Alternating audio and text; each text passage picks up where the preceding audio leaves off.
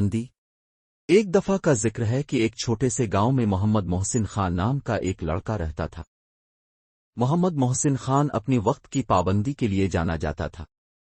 اس نے ہمیشہ اس بات کو یقینی بنایا کہ اسکول کے لیے، اپنے کام کاج کے لیے اور دوستوں کے ساتھ ملاقاتوں کے لیے وقت پر حاضر ہوں۔ ایک دن گاؤں میں شدید طوفان آیا اور تمام راستے بند ہو گئے۔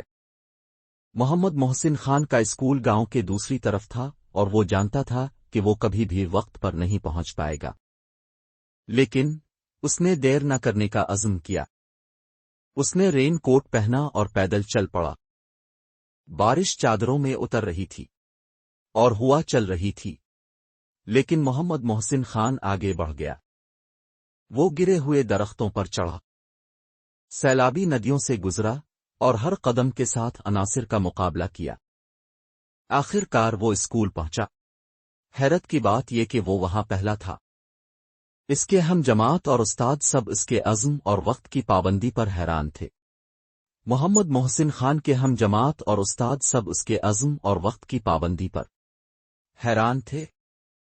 محمد محسن خان نے انہیں سکھایا، حالات کتنے ہی مشکل کیوں نہ ہوں، عزم اور استقامت کے ساتھ انسان کسی بھی رکاوٹ کو دور کر سکتا ہے اور ہر کام وقت پر ہو سکتا ہے۔